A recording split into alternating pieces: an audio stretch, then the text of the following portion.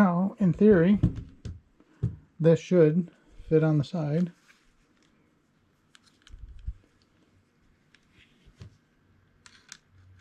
Oh, look at that.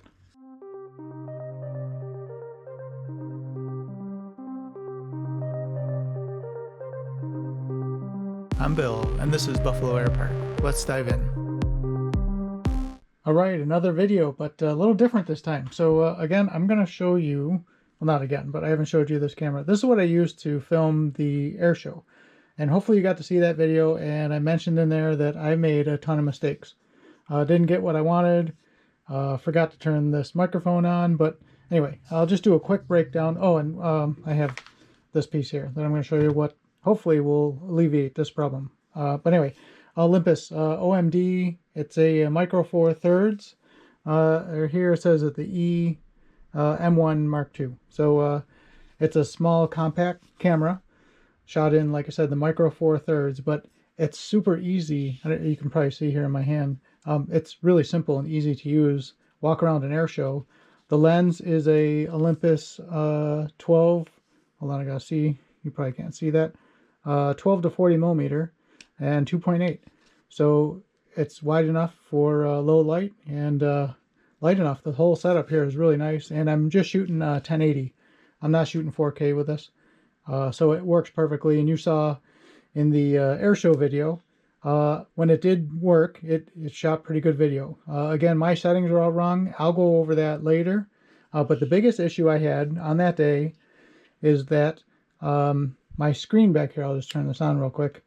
The LCD screen back here, when I was looking, I got the lens cap on, but it was wiped out because I was using Polaroid, or what are they, filtered sunglasses?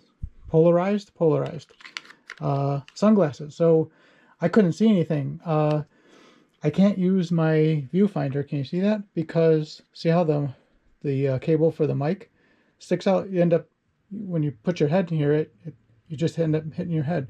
So I couldn't use that to locate the airplane. So the whole time I'm holding this out here, looking through my sunglasses through the back of the screen, and I thought half the time I had the aircraft in frame, and I didn't. So that's the number one issue, is I got to move this microphone off the top of the camera and off to the side. So real quick, that's what I'm going to do here. I got this on Amazon. I would prefer a name brand, but I don't want to badmouth this company or anything, but this was the only adapter plate I could find that will screw onto the bottom of the camera and shoot out to the side here, and then I'll just move this down and over. So that's kind of what this video is about, how I fixed, not specifically this mount, which I will do a review, we'll open it up and take a look, but how I'm going to go forward for another air show, and how I'm going to alleviate the problem of not being able to use my viewfinder in the back. So that's it. All right, let's take a look at this, but I got to move the camera around. So let's stop for a minute. Let me move the camera around and come right back. All right, let's see what's in here. So nicely rigged? Yeah, anyway. So this is what you get, and I'll show you what I'm thinking to get that microphone moved out of the way. So in this little pack here, just a bag, you get the Allen key and the mount, the most important thing, or the adapter. Let's see, nothing in there, so pretty simple. All right, and it has the, what's that called, Arca? I think it's called the Arca mount. It's just a standard mount that I use on all my tripods. Begins with an A, 4 letters, I think it's Arca, but anyway, kind of embarrassing. And there's the cold shoe. So that's what it's called when it doesn't do anything. It replaces the accessory point on top. That's a hot shoe because it obviously the connections. But anyway, okay, let's just see how this works. And hopefully it will, well, what I'm thinking, once I mount this on here, should be enough room to get that microphone off to the side. Let me just see here. That's the whole goal, is to somewhere get this so I can use the viewfinder, get the microphone off to the side. So, all right, well, pretty straightforward.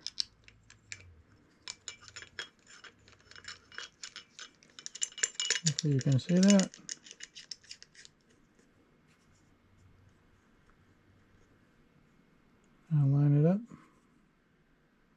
Oh no, you don't do that. You go in the side here. Yep.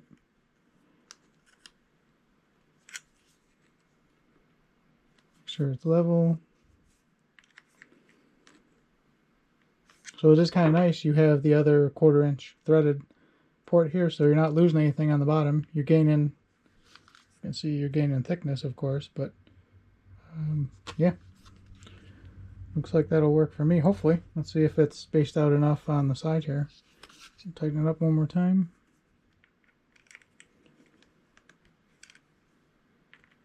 I don't want to strip my threads out, but yeah, that's pretty good right there. All right. Now, in theory, this should fit on the side.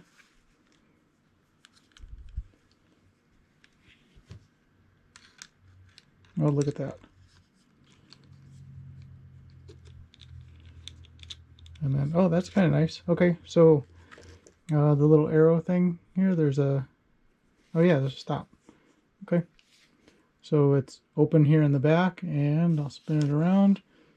If you can see, closed off there, so you can't push it too far. Do you ever have the kind where you go to push it in and it end up, it'll just go right through? That locks right in there. It's kind of nice. Look at that. I was a little concerned right here that there wouldn't be enough space, but that's perfect. And then I can just route my cable over. Oh, so my port is right behind here. Actually, I'll show you.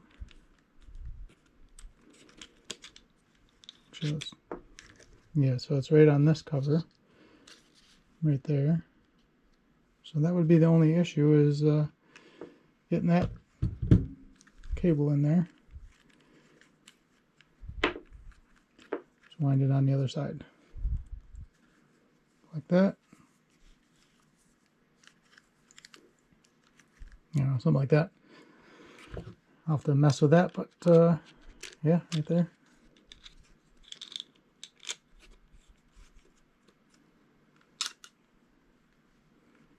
And I just got to get that in there, probably plug that in before I button it up in there.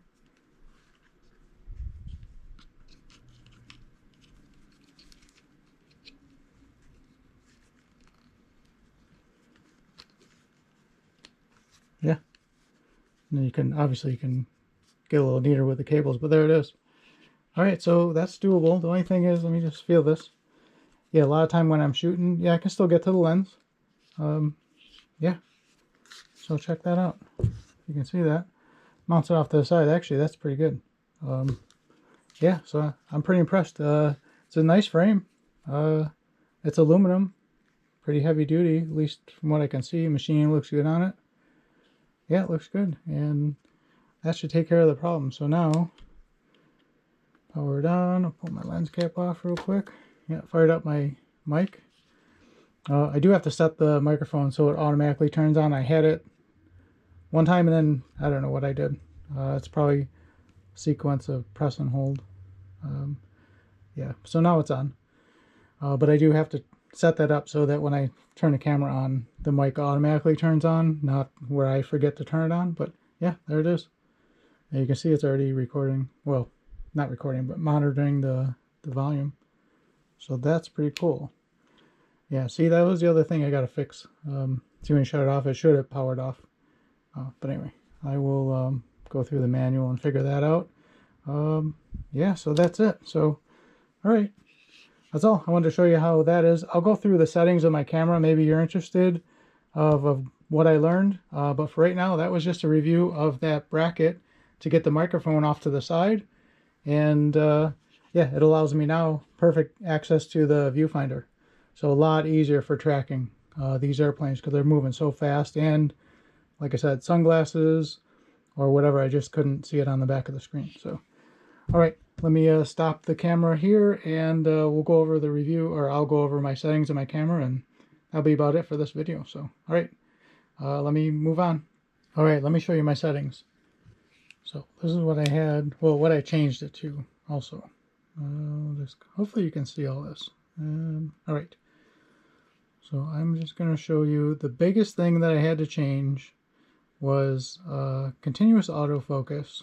So how I had it at the field. I had continuous autofocus, but I didn't have, if you can see here, right down here, I have the option to have tracking enabled, autofocus with tracking. So that was one mistake. So I changed that. Okay, the other thing, autofocus area. So here's, okay, I can change, yeah, I had it there for the show. Single point autofocus in the center. So anything outside of that range was not in focus. So you saw like the planes are down here all over the place and it was hunting. Yeah, so what I'm doing now is I am into, not that one because that's where you pick it as well, all of them. I turned on all the focus points. So that's how I fixed that problem. What was the other one? And stabilization. Let's see, the white balance. Oh, I did change that. The auto floats around a little bit. I just set it here for now, but I just kept going through like sunny, and then as it got cloudy, I changed it to cloudy. And then there was another setting here I was messing with, the actual color, Kelvin, so the actual temperature. I was messing with that, but I felt more comfortable just picking either sunny right there or cloudy. But for now I'll just leave it to auto, so I remember to change that. Natural, none of that really matters. Oh, I do shoot everything's in right here. It is in 1080p, or no, yes, is it 1080p? I don't know, it might be. It's 1080, and then I shoot in 24 frames a second because I like the motion blur for that, as long as I have my shutter speed double. So I have a shutter speed priority set up on this camera. So that means with this back wheel right here, I can change my shutter speed, which I set it to 50, and that makes a nice motion blur with shooting 24 frames a second. So I have shutter priority set up on this camera, and then I leave it at auto ISO because I don't feel like messing with that. And also it's automatic aperture, but it pretty much shoots whatever it needs to have a nice developed shot. So that's it on that. And then let's see, the stabilizer, I didn't have it set to shift and digital. I just had it, let's say, I didn't have it off. I had it on sensor shift only. So I was reading that the digital one, that one right there, is better. So I did that. And what was this one? I can't remember. I had that right there. That wasn't anything special. And that's it. So pretty much number one thing was get that microphone out of the way so I could see where the airplanes were, the track, done. And this mount, this is a great mount, so highly recommend it. I'll leave a link in the description. It's not affiliate link or anything. I'll just share what it is. I don't make any money or anything on it. So just my personal review of this. So pretty nice. So that was the biggest thing. Get that microphone off to the side so I could look through the viewfinder. And then the other major issue, well, obviously remember to turn the mic on, but I'm gonna set up the where it automatically turns on because it used to do that. And the other point is autofocus. Set all of them because you don't know where that plane is going to come. So on your camera, if you can do that, set them to all the points. And the last one was if you have that option of continuous autofocus, which you would. I don't know if you have the tracking option, which I have a Sony camera as well, and I don't have tracking on that. I just have continuous autofocus. That's why I set this camera up like that. But since this has a tracking ability, yeah, I'm going to use it. So, all right, that's it. That's all I got. Just wanted to share with you. I'll shut that off while I talk to you. Yeah, just wanted to share with you what I had. So that's it. I'll call it a wrap on here. I'm not going to spin the camera around. It's mounted on a tripod. You know what I look like. You know my name. So anyway, Bill Riccio, and thanks for watching. Oh, hey, leave a comment. Let me know if I'm in the right direction, or if you have tips for me or recommendations, because I really enjoy shooting the air shows and stuff like that. So anyway, let me know what you think. Like, subscribe, leave a comment, please. Help me out. And hey, I'll see you in the next one.